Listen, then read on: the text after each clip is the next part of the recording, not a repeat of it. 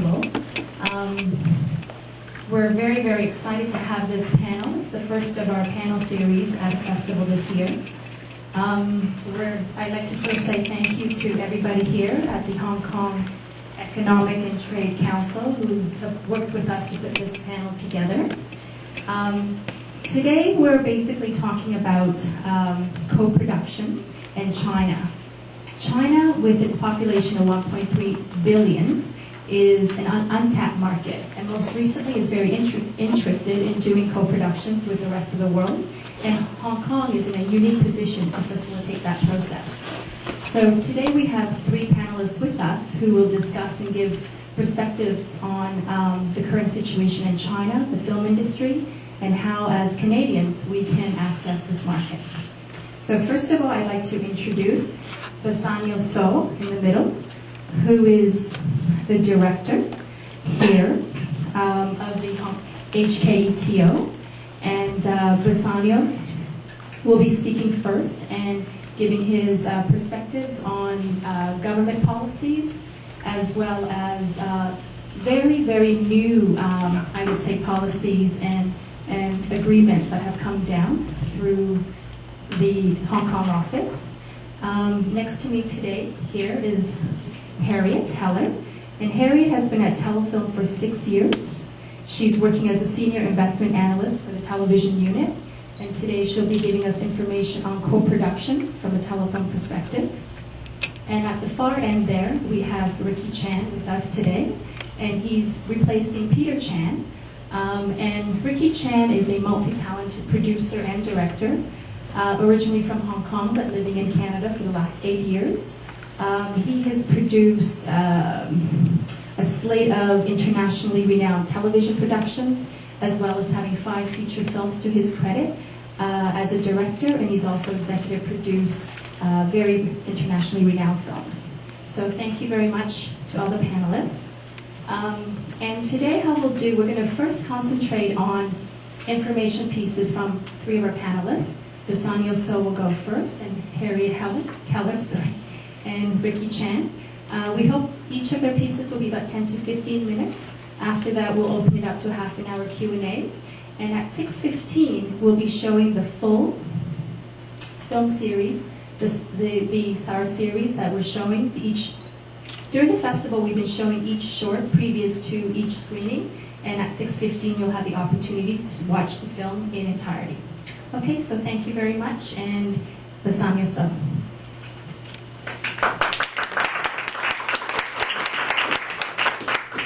First of all, thanks very much for coming. Can you all hear me, or I have to put on the mic?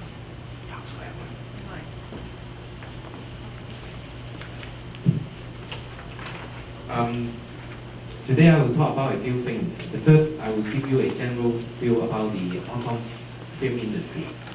And then I'll talk about the government policy regarding the development of Hong Kong's film industry. And thirdly, I will talk about a very new development in Hong Kong, which is the signing of the free trade agreement with the mainland, what we call the closer economic partnership arrangement, or deeper in thought.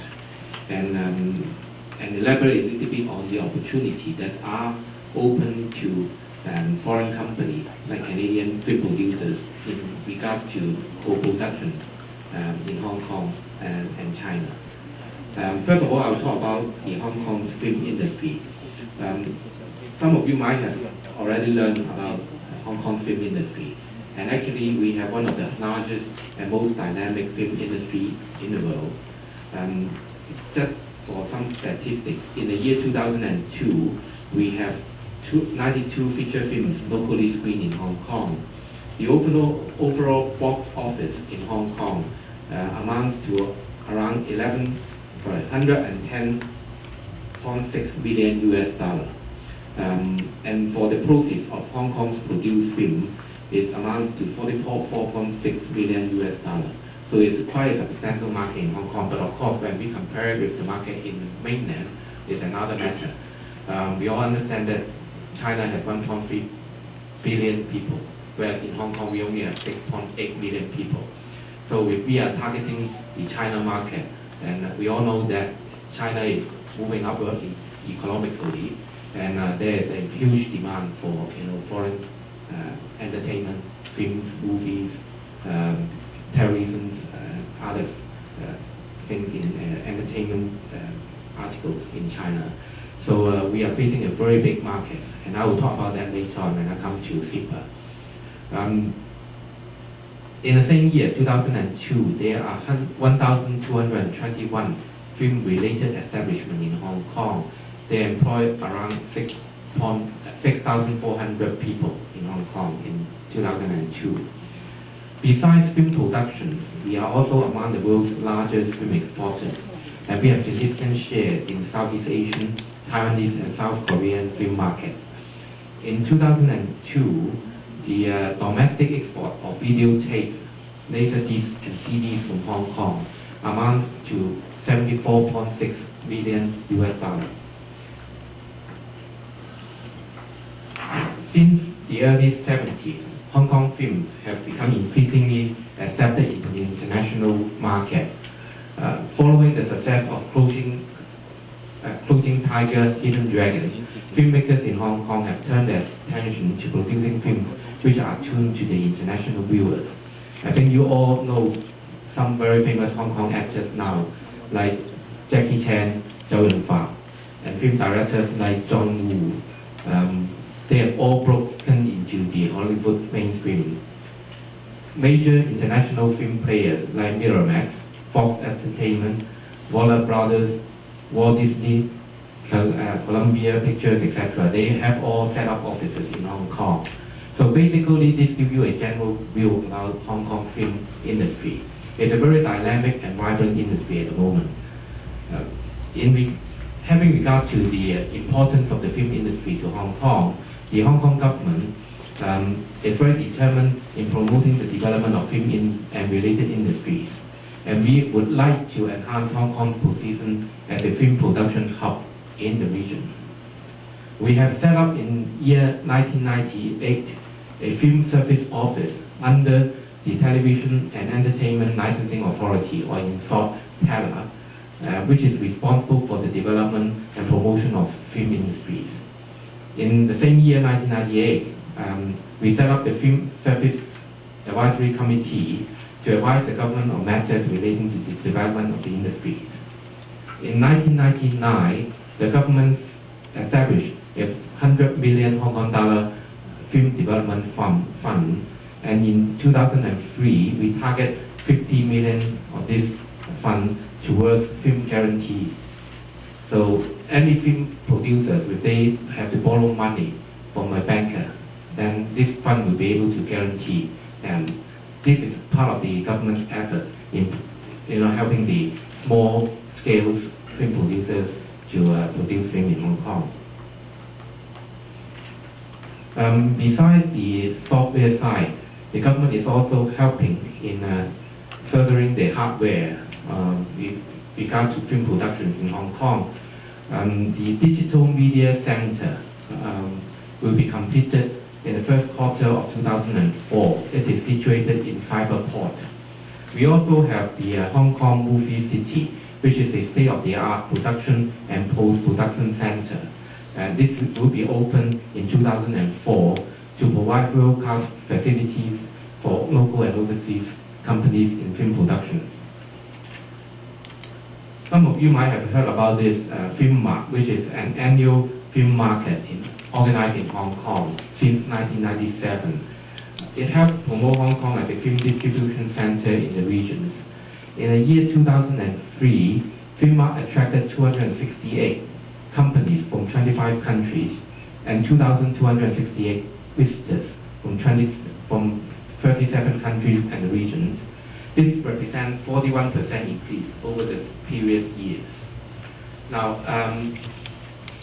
as Anita just said, this seminar, this panel is mainly concerned about co-production opportunities, so perhaps I'll talk a bit about co-productions.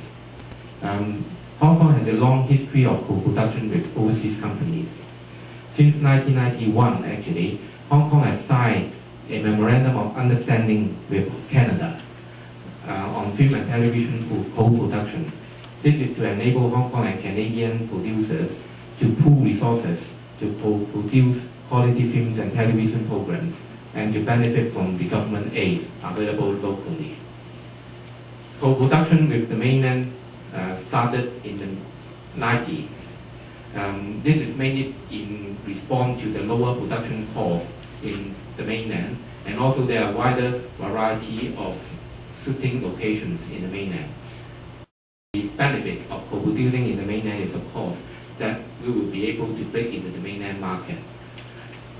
Now, talking about co-production, there's one new development in Hong Kong, which is the signing of the Free Trade Agreement, or CEPA, between Hong Kong and the mainland. The agreement was signed in 29th of June this year, and all the details, annexes, were signed on 29th of September.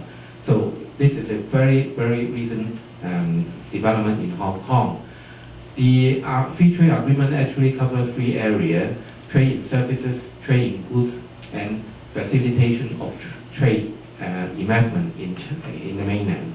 But I'm going to focus only on trade in services. There will be 18 services which China will liberalize ahead of its WTO concession to Hong Kong companies. And when I talk about Hong Kong companies, I'm not talking about companies that are owned by Hong Kong people.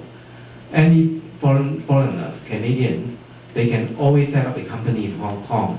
Once you pay the Hong Kong tax, you register under Hong Kong law, then you could be treated as a Hong Kong company, provided you satisfy a few other requirements, like you have been operating in Hong Kong for a few years, and then you have substantial business operation in Hong Kong.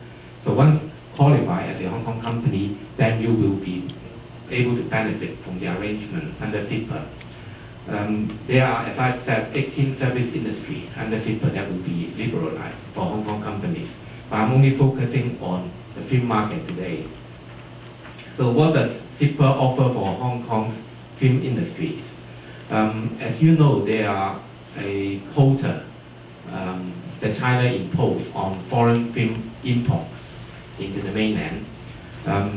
Before the WTO, the quota is 10 foreign films per year. With the WTO concession, it will be increased to 20 foreign films per year. But what China has offered under CEPA to Hong Kong is that Hong Kong produced Chinese language films will be exempted from this 20 film quota. Otherwise, Hong Kong will also be treated as a foreign film importer. But under CEPA, we are exempted if we produce Chinese language films, which will be exempted from this quota. Besides the removal of quota, production in China can now employ 70% of Hong Kong crew and cast. Previously, when you want to shoot something in China, the story must relate to China before you can be allowed to do any shooting there. But now, film port no longer need to take place in China, although the story must be a little bit must be somehow connected with the mainland. Hong Kong Investment Distribution Company can increase their investment in China distribution companies to 70%, compared with the current, which I think is below 50%. And China investors can hold a majority stake on management in mainland cinemas. Hong Kong investor can hold a majority stake in mainland cinemas, and I think Ricky will talk about it a lot, about giving Hong Kong company a stakeholding in mainland cinemas, how it would affect the development of the mainland film market. Finally, under CEPA, there is no restriction on China-wide distribution of Hong Kong Chinese co-production. This is something which we would like to further explore with the Canadian companies here in future. With the signing of the CEPA, actually give opportunity to Hong Kong film industry to further explore the mainland market. We are becoming a de facto domestic market for Hong Kong. China market becoming de facto domestic market for Hong Kong make Chinese language movies. And Chinese language films produced by Hong Kong can be imported for distribution in the mainland on a quota-free basis.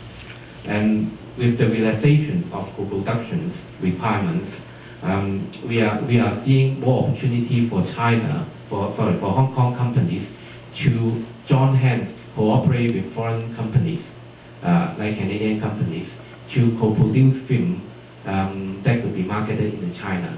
So if a Canadian company wants to, cooperate with the Chinese counterpart, if they go directly, they will be under the restrictions that China has been imposing on foreigners. Those restrictions like, the 50-50 sharing of rules, the story to take place in China. But if you go through a Hong Kong company, cooperating with a Hong Kong company, and then you then go produce a film in the mainland, the requirement will be very much relaxed. Like, you only have to employ at least 1/3 of the leading artists in the film, and the other is that the plot or the leading characters need to be China related. The story didn't take place in China at all. So these are the main relaxation of restrictions that China has given to Hong Kong companies under the FIPA, and we look forward to the implementation of this arrangement on the 1st of January 2004. That is roughly a month from now. Once this is put into place, then we expect that Hong Kong's film industry will be flourishing as before. So that gives you some of the basic information about the recent development of the film industry in Hong Kong and the mainland. Thank you.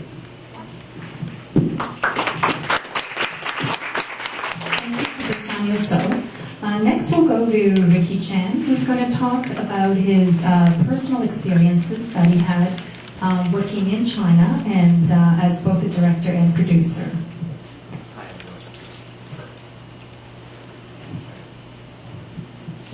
Hi everyone.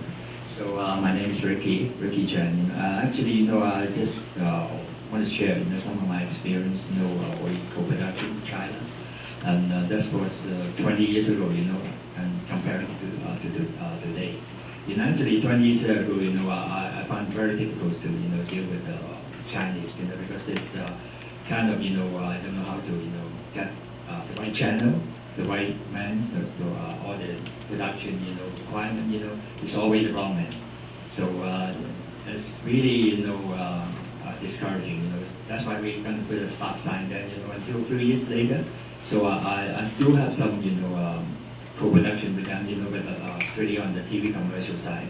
So I find that, they have lots of, good location, and also they have many talented, artists, actors and actors. And so actually it's a very good, place for shooting. But for all the limitation, because they don't have really a regulation and all the, kind of rule there. So they just, every location they have their own, person to, responsible. But maybe one day this person, the other day is a different person. That's why it's very hard to deal with. That's why it's only limited to the very small scale, television commercial and kind of documentary type of program. But until later day, I found out, one of the directors in Hong Kong, they went there, actually it's improving a lot nowadays, especially, with the help of, government of Hong Kong. So they finally, they give us a hand, to, negotiate some, terms. So actually this now is improving, with all the casting and the limitation of the concept and the storyline. Now it's it really relaxes a lot, So that's why, this is a very good place for starting production nowadays, especially with this new arrangement. This is called the CIPA. CIPA is the Coastal Economic Partnership Arrangement. So this is really encouraging, because everything is linear, everything is touch, on the subject, on production side. So actually, at the one thing, I find, in China, they still got a lot of, talented actors and actor and producer and director, they're waiting for, explore to the other part of the world. So it's a very good place for us to, explore.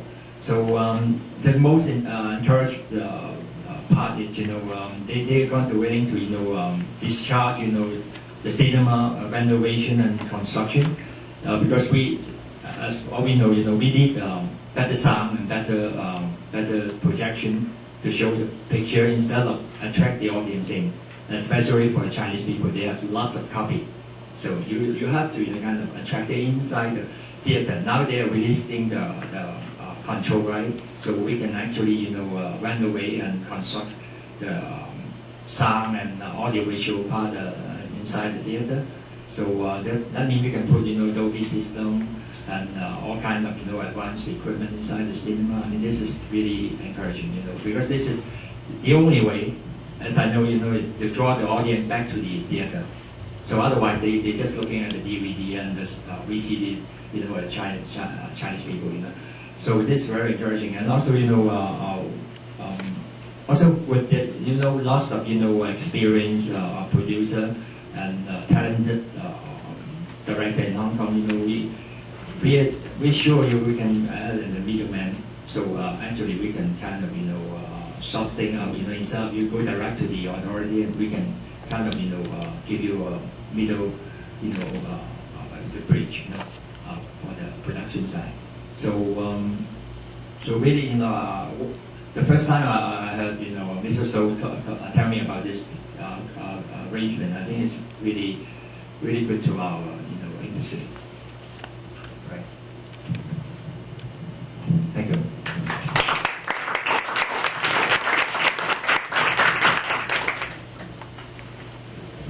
Thank you, Ricky Chen. So next we have Harriet Heller, and she's going to talk to us about co-production from telefilm, and specifically about doing official international co-production. Harriet.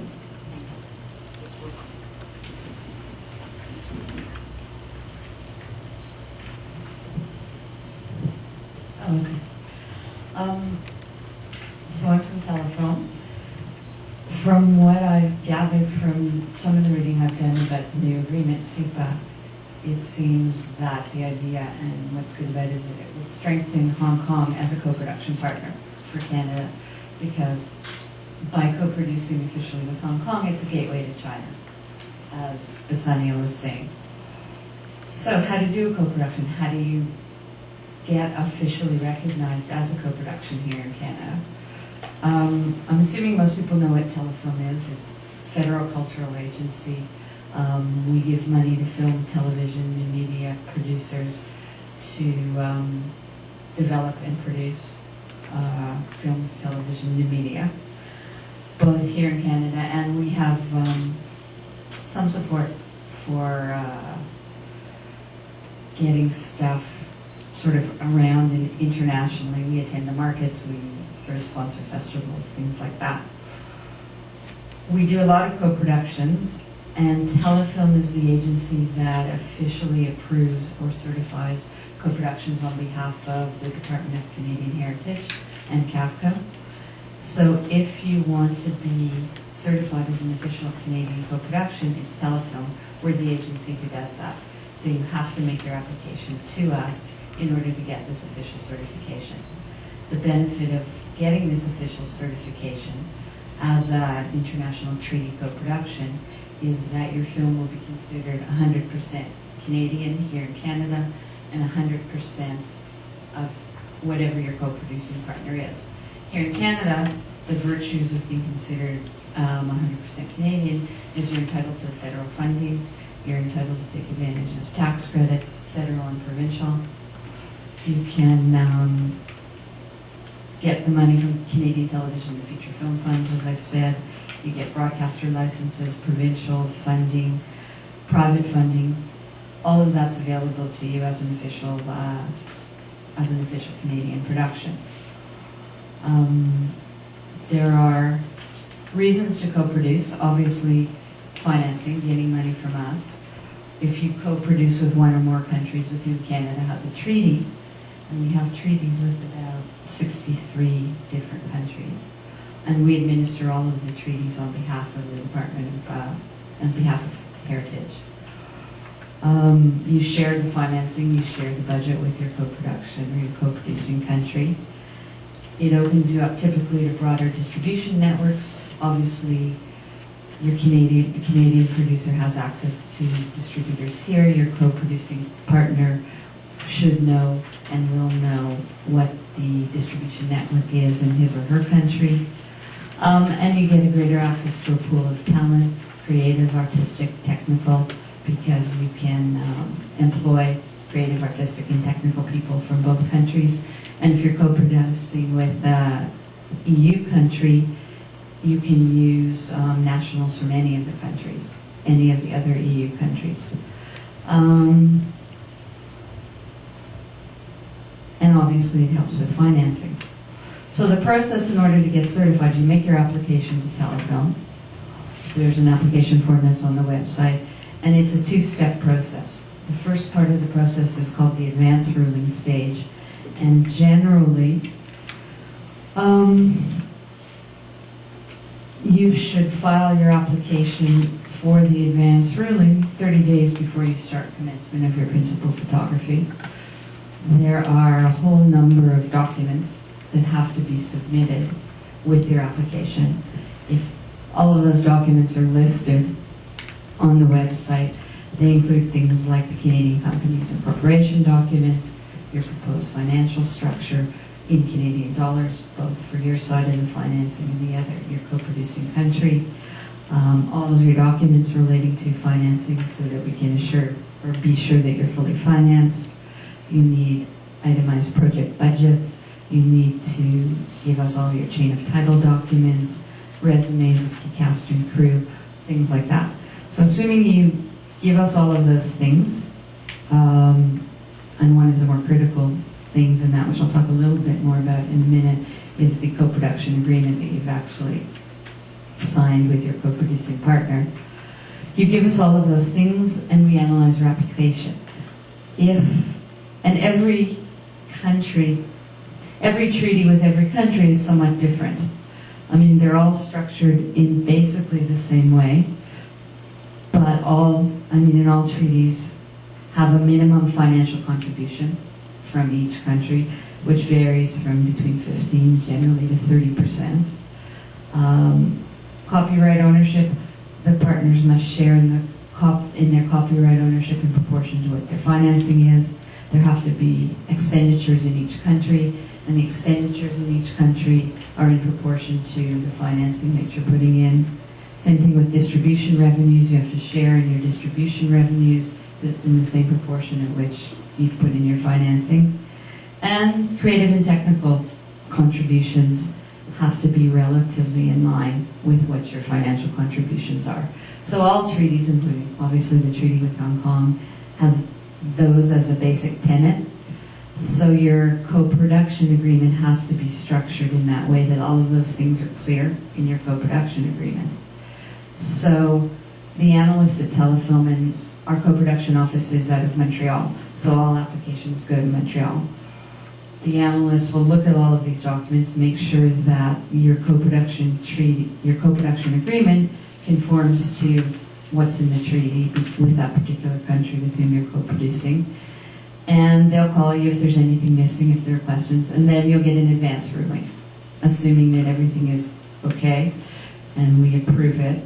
That's the first step. You get your advance ruling, you go in, do your film, and then you have to reapply to Telefilm at the end of shooting for what's called a final ruling. And it's only after you've got the final ruling that you're a certified co-production. So at the end of your shooting, there's certain documents you have to supply to us along with another application for your final ruling. You submit all of those documents which verify that you've done what you said you were going to do, that the split is the way it said it was going to be in the co-production agreement, that you've actually spent the money in each individual country. Because the purpose of the treaties are to encourage, the industry in each country. So if you're not spending money in each country, it's not encouraging the growth of the industry. So we're going to want to verify what your expenses were. There are some allowances for shooting in third countries, obviously, depending on subject matter.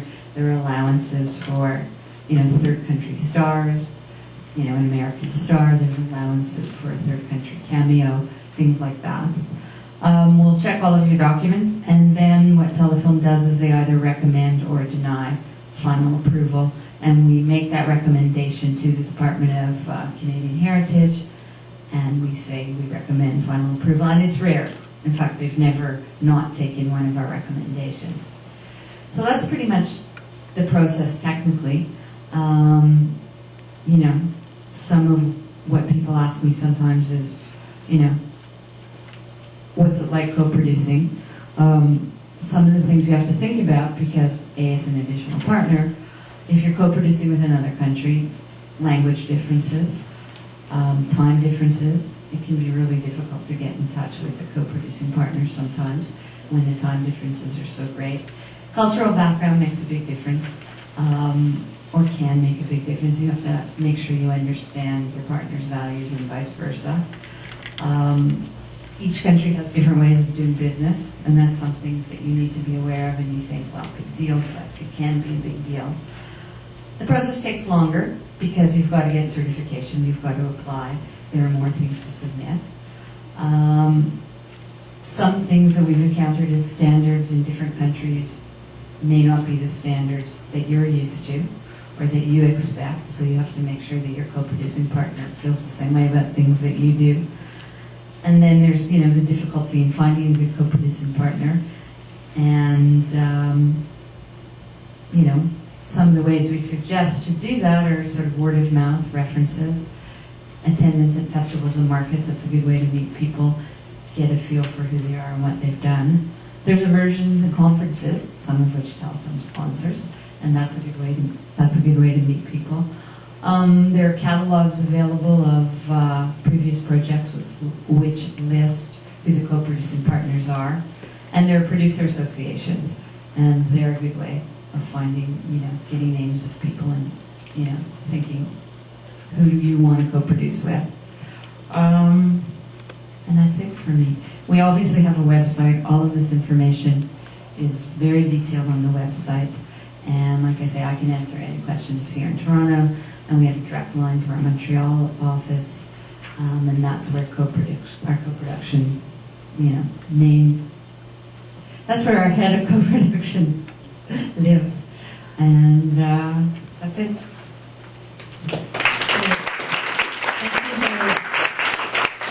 So you've heard from each of our panelists, and what we'd like to do right now is just open up to questions from the audience, and please don't be shy and ask any questions, whether it's been raised by one of our speakers today or any other questions that you may have in terms of co-production. This is for Harriet. Has the Hong Kong or Canada co-production been used in the last couple of years, theatrically, for theatrical features? That's a very good question. I just have statistics. Yeah, I asked somebody in our Copra office to look over the past 10 years with Hong Kong co-production. So it goes back to 93. We did one in 93, Holiday Pictures, Young Offenders, which looks to be a feature film.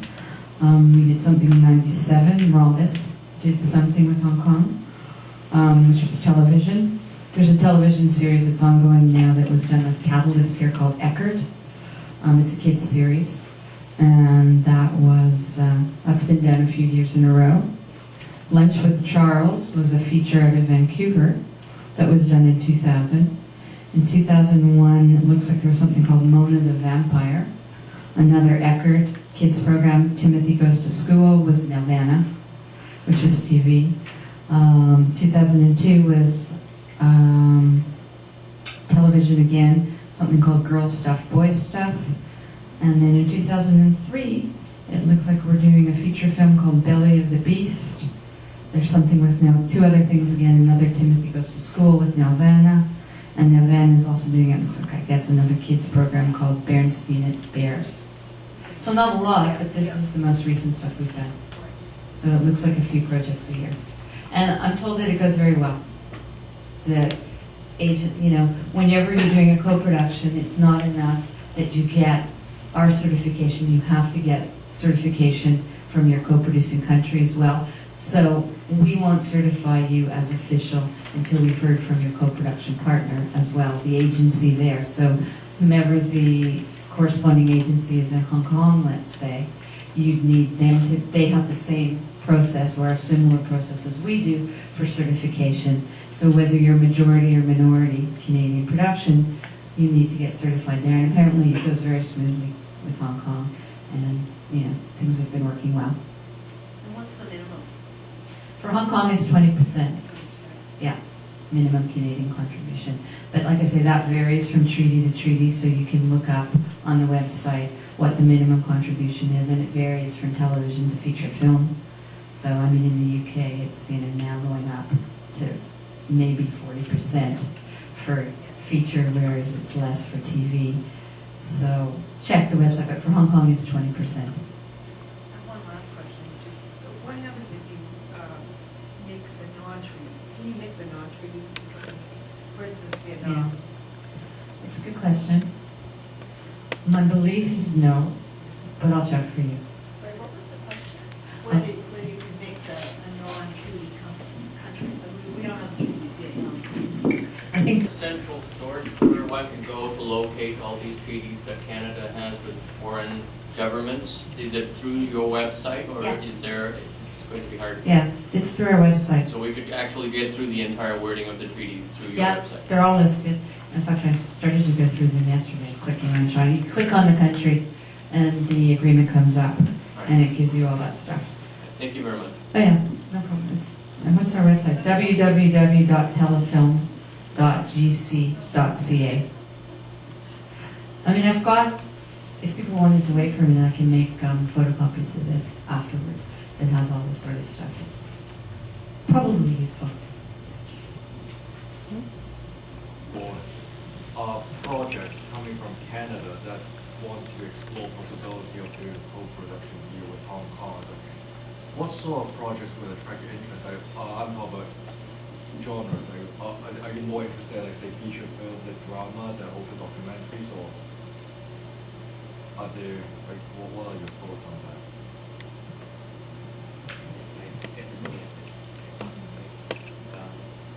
Well,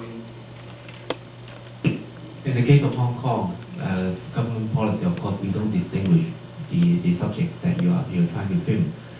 It's the requirement that, you know, in the case of SIPA, of course, there is the requirement whether you are qualified as a Hong Kong company or you are cooperating with a Hong Kong company that actually matters in this case.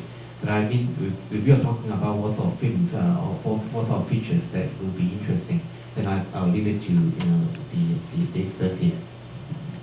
Actually, I believe you say it's a kind of a feature film or documentary or some other TV series something like that. Is that so? Yeah, that's well, for me, is when I think about Hong Kong films, I was born there and I was spent 30 years there, but when I think about Hong Kong films, most of the time I think about feature films. Oh no! Actually, I think this is open for all audiovisual things. You know, you can have, you know, documentary or type, as long as you are in this agreement, within the agreement. You know, there's some limitation. You know, or, you know, you have to be, you know, kind of co-produced with the Hong Kong company. So also that's a limitation. So I think it's on the website, right? So everything, but not limited to feature film, definitely. So you can, you know, any kind of production, TV series. If I could just add to that, from a personal experience, I think you're asking in terms of, for a Canadian company, we would have to work with a Hong Kong production company and partner first before you can actually pursue an official co-production.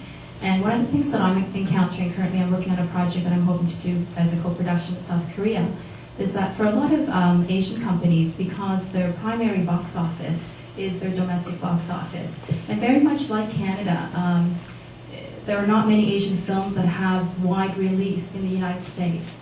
And so, like Canadian films, for a producer to come in on a project and look at it from a financial point of view, you really need to see the numbers working out in terms of what you expect that project might perform. I'm speaking specifically about feature films. in the box office. So one of the obstacles, or not obstacles, but one of the challenges, I think, is when you're actually trying to attract a foreign production company is what elements does your project have that they feel would actually appeal to their domestic audience. And generally, in the back end, you're looking at a situation where we would probably keep Canada as a territory, they would keep Hong Kong. I'm not sure how this would work out in case of China because it's a unique situation, and then you're sharing the world. And so the creative difficulty is actually, I think, coming to a place with elements both in terms of story, appeal to audiences, as well as cast. Casting, I think, becomes really crucial because we have stars, unlike American stars that translate internationally, Canadian stars don't translate, and often Asian stars don't translate in the West. So we have a case where we have our own star systems that don't necessarily work together. So for me, I found those are the creative challenges, and I would imagine also working with Hong Kong and you know, trying to find a production company to partner with you, I would imagine that those types of elements would definitely come into play. The Television Entertainment and Licensing Authority, they have set up under the TELA an office which is called the Film Service Office. And do they consider story and script in a similar way? I don't have the details of you know, how TELA operate here, but if you can give us, you know, a contact, then we'll send your question back to Hong Kong, and then they can give us more details about that. But maybe Ricky, you could maybe tell me. No, actually, that's a different issue, you know, because we are talking about co-production in China, you know, also there's this goes this SIVA thing, you know, that's another thing is the finance from Hong Kong government, right? Yeah, but this is I think they have their own spec there, you know, to sense how many budget they're going to put out and what's the storyline and all that. So there is a reading of the script and a decision Yeah. as to whether or not it's appropriate. more or less the same setup, way. the same way, but they do have some, you know, alternative, you know, you have to, you know, aware of, you know, the story, not politically, you know, something like that, you know, you have to, you know, concern with. Yeah, okay, that was my question. The detail, you know, script and casting and everything, you know, is the same setup, but they do have their own, you know, spec. So you have to, you know, follow their own spec, but we don't have it now, you know. But today we only talk about the co-production with China. Okay, it's not financing the films anymore. Your certification, we like to see a script, but we don't approve, disapprove of your content. If you're applying to Telefilm for financing, we do for your film or television project. But the financing side of Telefilm for production is different than the certification for co-productions. So for co-productions, we don't look at the quality of your script. If you want money from us, our other division, we do. Which is almost always the case. Yeah. Yeah. Which is often the case when you're co-producing here, because one of the benefits of co-producing is you're entitled to Telefilm money. Yeah. So it would go through both. And we can't give you, if you do that, the production side of things, we can't give you money until you have received your advance ruling from the co-production department. Because you're not entitled to the money until you're certified. Sort of, not really catch-22, but chicken before the egg kind of thing. But in these projects that you've mentioned, mostly, you know, there's no controversy at all in these projects, No. including Red Violin. And I guess my question is, if you have a project that is possibly controversial, say politically or whatever, I mean, is... And no, I know what you're right. You know what it is. Yeah. Not from our point of view. I mean, I know, no. I don't know the other side. I understand what you're asking.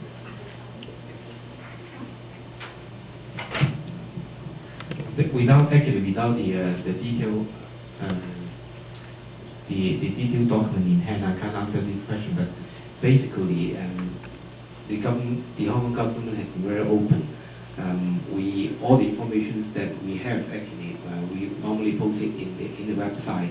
So if you go to the Hong Kong government's website, which is the easiest way is of course they go to the main website and then look for Teller. The website is www.info.government.gov.hk. Once you get into the website, you can search for a department called Teller, Television Entertainment Licensing Authority, and then you go down. They definitely have something about the financing scheme and the criteria for financing, etc. there. So I'm sure if you go into that website, you should be able to find most of the information. But we will still have further information about the criteria for financing from Hong Kong. Then you can always give us the question that you want, the information that you want, and then we will ask Hong Kong to clarify. Also, Bassanio, once a Canadian company has a co-producing partner in Hong Kong and is pursuing co-production status, how does the process work in terms of SIPA? Does the Hong Kong company at that point, do they go to another agency in China to also be certified? The certification of whether it is in Hong Kong, well, as I've just mentioned, SIPA will apply to Hong Kong companies. So the first thing for a company to benefit from SIPA is that it must be certified as a Hong Kong company. Now the certification is not done in the mainland. The certification is actually done in Hong Kong. It's the Trade and Industry Department in Hong Kong which is responsible for the certification process. So any company which would like to benefit from SIPA, whether you are in the film industry or in other service industries, the first thing is that you have to apply to the Trade Industry Department for a certification that you are a Hong Kong service provider. Once you get that certification, then the SIPA arrangement will automatically be beneficial to you. But you just raised a very interesting question actually. This is one thing that we discovered here when we are reading the Memorandum of Understanding, is that when under the MOU signed between Hong Kong and Canada, any co-produced film of Hong Kong Canadian co-produced film will be regarded as 100% Hong Kong produced. Now, if this is a co-production with a Hong Kong company which has been certified by the Trade Development Department that this is a SIPA company, then how would it be regarded in the mainland? This is something very interesting. We just discovered this, and we are asking Hong Kong to clarify. What sort of status will be given to that film? Theoretically, we believe that since we have an agreement signed with Canada, treating this as 100% Hong Kong film, and the company in Hong Kong is certified by the Trade and Investment Industry Department as a Hong Kong service provider, then we don't see any reasons why it would not benefit from the SIPA arrangement. But of course, SIPA is a very new thing. The agreement is only made in a very broad terms. Sometimes when we are talking about application of an arrangement, we really have to clarify a number of technical points, and those are the technical points which we are trying to clarify for the moment. Actually, what we have been this Hong Kong Economic and Trade Office is doing is that after we've been talking to quite a lot of industry, after we've been talking to quite a lot of companies in the industry, then we discover a few questions that we want clarification from Hong Kong. And once we got all those clarifications, then we would be able to give a more industry-specific seminar or some other workshops on how SIPA actually help Canadian company to further the Chinese market. And actually, with regard to SIPA, our office is now planning a nationwide promotion on SIPA, not just on the film industry, but covering all those things like trade, goods, and the 18 service industries. We would like to do it in different parts of Canada, and certainly Toronto will be a very important city that we will never miss. We are now liaising with a number of trade associations in Canada, and hopefully we can get their support to do something in Canada with this, to give out information about how this new arrangement will be able to benefit everybody here. Thank you. So any other questions? Yes. I'm just wondering, I don't know if this is an appropriate question for the channel, but how difficult is it if you weren't to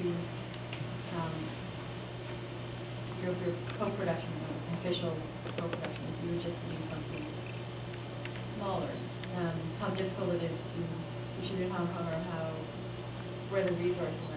If Tela is the best place to go first to do some research, or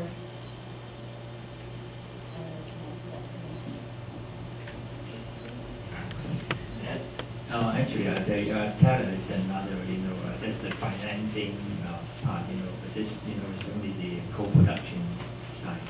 So that's a different issue, Okay. Yeah. So you can check the website, just mentioned about the fact that, how do you want to look at the investment out there, the financing, funding, things like that. The website, but we're talking about this new arrangement. I'll add a little bit. I think you're talking about small-scale production, small companies that might need financing for production. Is that right? Yeah. Yeah. Actually, I previously mentioned that the Hong Kong government set up two funds. One is on film production development fund. There's a 100 million Hong Kong dollar film development fund, and under this 100 million funding, we earmark 50 million for film guarantee. So that if if you are a producer in Hong Kong and you definitely need to borrow money from a bank, then subject to the criteria which I don't have it in hand, you might be able to check it from Tela's website. You will be qualified. This 50 million film guarantee fund will be able to guarantee your bank loan. So these are the areas which the Hong Kong government has been working on in order to help small-scale, production firms in Hong Kong to do something. Really?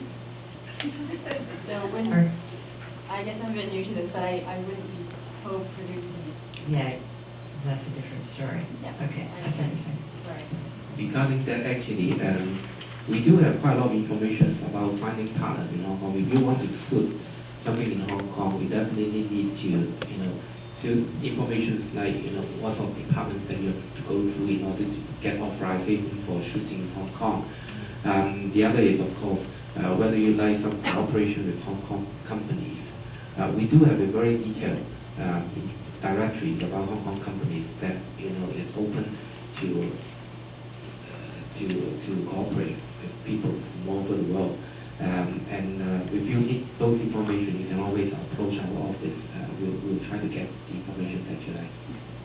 And the line, I guess I'm wondering if Bassanio, you have any idea about what the distribution system is like in China, and I guess if you have any information about the market, or if there's information that could be had through the HKETO, say a list of Chinese distributors, or is it a case of Hong Kong distributors moving into China?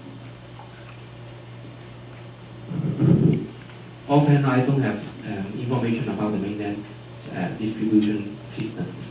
I'm sure that this is actually what I'm trying to do from Hong Kong, is that we do have a department in Hong Kong called Invest Hong Kong.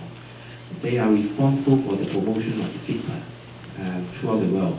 And in Invest Hong Kong, they actually have experts in all different service sectors. And one of the experts, of course, dealing with the film sector. And this expert is supposed to know quite a lot about the industry, which I'm sure that a general staff like me in Toronto won't be able to get all those insider information far away from the mainland. What we try to do is that we are going to have some industry-specific seminars or workshops in Canada. We will invite those people from Hong Kong so that they can give first-hand information about a specific industry. They are actually the one that should be the old concept. If you really want, very, very technical answers to questions from the industry. On the other hand, of course, even though they might not be coming, but if you have specific questions, like what sort of things China offer or Hong Kong can offer in regard to the film industry, you can always let us know, and then we can see whether our people in Hong Kong will be able to provide information. But of course, some of those information might be able to get it from some of the websites. Besides the Teller's website, of course, we can also go into the West Hong Kong, which is a department in Hong Kong. So if you go into the general website, www.info.government.hongkong, you can also look for Invest Hong Kong and FIPA, and certainly you will be able to find some information there too. I was just thinking it would be interesting to know which 10 foreign films sort of met the requirements, and just what the Chinese market is like, what kind of appetite they have for foreign films. Yes, there's a question there. Okay, my question is about the legal issues. If any legal dispute arising from any co-production in Hong Kong and Canada, so what will be the legal jurisdictions? So they will be governed by the law of Canada or law of Hong Kong? Can I repeat my question, or you got it? Do you mean a legal dispute between you and your co-producer? For example, I co-produce with a company in Hong Kong to make a film, and then there's some legal dispute regarding each body suing each other. So then, in that case, will the law of Canada governing this kind of dispute, or the law of Hong Kong take care of this kind of nuisance?